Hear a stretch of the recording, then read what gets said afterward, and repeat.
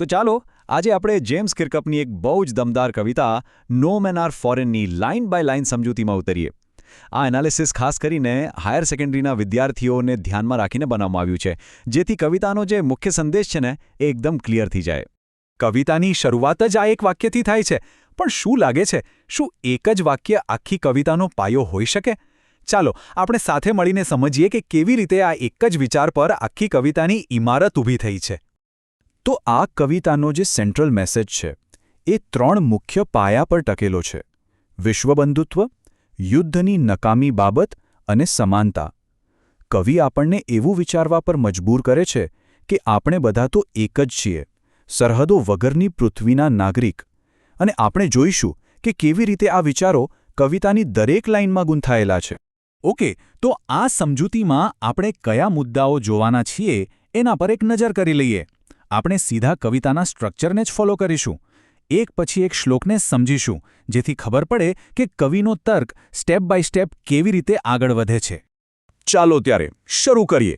સૌથી પહેલા શ્લોકથી, જે સીધો જ આપણી એ માન્યતા પર સવાલ ઉઠાવે છે કે આપણે યુનિફોર્મ્સ અને દેશોના કારણે અલગ છીએ. આ એક પ્રકારનો ભ્રમ છે, એવું કવિ કહે છે. કવિ આપણને શું કહે છે?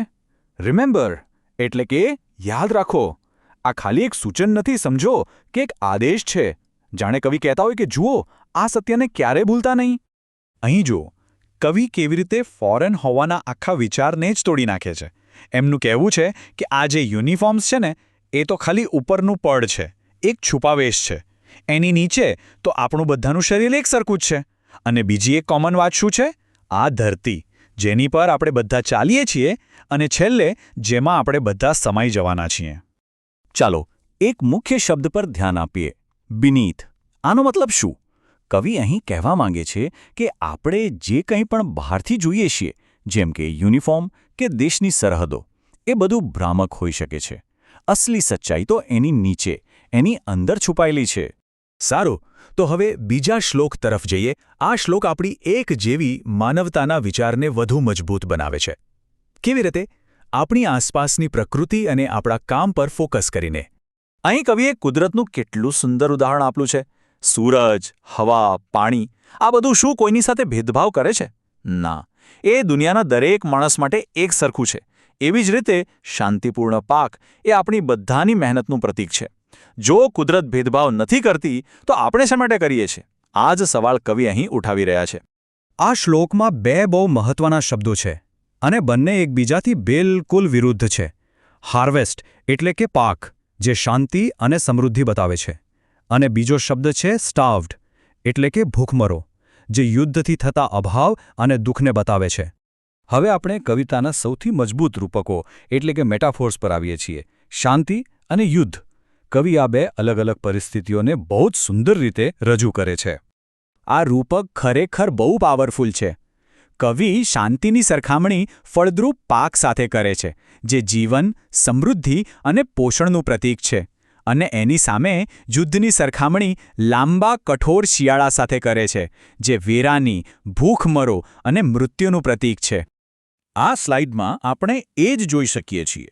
જુઓ, એક તરફ છે શાંતિપૂર્ણ પાક, જે વસંત, સૂર્યપ્રકાશ અને સમૃદ્ધિ જેવું છે, અને બીજી બાજુ છે યુદ્ધનો લાંબો શિયાળો, જે કઠોરતા, અંધકાર અને વિનાશ જેવો છે. આ કવિની એક અદ્ભુત રીત છે સર્જન અને વિનાશ વચ્ચેનો ફરક બતાવવાની. અને ફરીથી કવિ આપણને યાદ રાખવા માટે કહે છે, પણ આ વખતે વાત શારીરિક સમાનતાથી આગળ વધીને આપણી આંતરિક અને ભાવનાત્મક દુનિયા પર આવી ગઈ છે. આપણી આંખો એક સરખી રીતે જાગે છે અને સૂઈ જાય છે. પણ સૌથી અગત્યની વાત કવિ એ કહે છે કે સાચી તાકાત બળથી નહીં પણ પ્રેમથી જીતી શકાય છે. અને આ તો એક એવું યુનિવર્સલ સત્ય છે જે દરેક સંસ્કૃતિમાં સાચું પડે છે. દરેક દેશમાં એક સામાન્ય જીવન છે જેને આપણે બધા ઓળખી શકીએ છીએ અને સમજી પણ શકીએ છીએ. હવે કવિતા એક બહુ જ ક્રિટિકલ ટર્ન પર આવે છે. અહીં કવિ સીધી ચેતવણી આપે છે કે જ્યારે આપણને બીજાને ધિક્કારવાનું શીખવવામાં આવે છે ત્યારે એના પરિણામો કેટલા ભયંકર હોઈ શકે છે. આ કેટલો પાવરફુલ વિચાર છે નહીં? કે જ્યારે કોઈ આપણને કહે કે તમારા ભાઈઓને નફરત કરો, ત્યારે આપણે એ યાદ રાખવાનું છે કે આપણે ખરેખર તો આપણી જાત સાથે જ દગો કરી રહ્યા છીએ. કેમ કે જ્યારે આપણે બીજા કોઈને નફરત કરીએ છીએ તો આપણે આપણી અંદરની માનવતાને જ ખતમ કરી રહ્યા છીએ. આ તો આપણું પોતાનું જ નુકસાન છે. આ સ્લાઇડમાં આપણે આ નફરતના ચક્રને સમજી શકીએ છીએ. શરૂઆત થાય છે ઉશ્કેરણીથી. પછી આપણે જેને અન્ય સમજીએ છીએ તેમની સામે હથિયાર ઉપાડીએ છીએ. આમ કરીને આપણે આપણી જાતને જ દગો આપીએ છીએ અને નિંદા કરીએ છીએ. અને છેલ્લે શું થાય છે? આખી માનવજાતનું પતન. ચાલો આ શ્લોકમાં જે પાવરફુલ ક્રિયાપદો છે એના પર ધ્યાન આપીએ. ડિસ્પોઝેસ એટલે કે અધિકાર છીનવી લેવો, બીટ્રે એટલે દગો કરવો, અને કન્ડેમ એટલે કે નિંદા કરવી. આ શબ્દો પોતે જ બતાવે છે કે કવિ જે કાર્યો સામે ચેતવી રહ્યા છે તે કેટલા ગંભીર છે.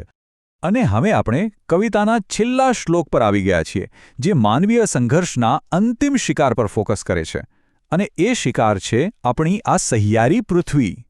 કવિ અહીં યુદ્ધનું કેવું ભયાનક ચિત્ર રજૂ કરે છે. યુદ્ધમાંથી પેદા થતી આગ અને ધૂળની નરક એ આપણી જ ધરતી અને હવાને પ્રદૂષિત કરે છે, જે આપણા બધાની છે. મતલબ કે યુદ્ધ ફક્ત માણસોને જ નથી મારતું, પણ પ્રકૃતિની નિર્દોષતાને પણ અપવિત્ર કરે છે. આપણા ઝઘડાની કિંમત આપણે તો ચૂકવીએ છીએ, પણ આપણી પૃથ્વી પણ ચૂકવે છે. એક રસપ્રદ વાત નોટ કરવા જેવી છે. આ કવિતાની રચના ચક્રીય છે, એક સર્કલ જેવી, જે દમદાર સંદેશથી એ શરૂ થાય છે, એ જ સંદેશથી પૂરી પણ થાય છે. કવિ આ જાણી જોઈને કર્યું છે, જેથી આ મુખ્ય વિચાર આપણા મગજમાં કાયમ માટે છપાઈ જાય. અને એટલે જ આપણે છેલ્લે ફરી એકવાર એ જ મુખ્ય વિચાર પર પાછા આવીએ છીએ, જે આખી વાતને પૂર્ણ કરે છે અને આપણા મનમાં એક જ સંદેશ ગુંજતો છોડી દે છે. યાદ રાખો, કોઈ માણસ પારકો નથી અને કોઈ દેશ અજાણ્યો નથી. આ કવિતા આપણને એક બહુ જ ઊંડો સવાલ પૂછીને જાય છે. આજે પણ જ્યારે દુનિયા સરહદો અને ગણવેશમાં વહેંચાયેલી છે, ત્યારે કવિ જે સામાન્ય જીવનની વાત કરે છે, એને કેવી રીતે ઓળખી શકાય અને એનું રક્ષણ કેવી રીતે કરી શકાય? આ એક વિચારવા જેવો પ્રશ્ન છે.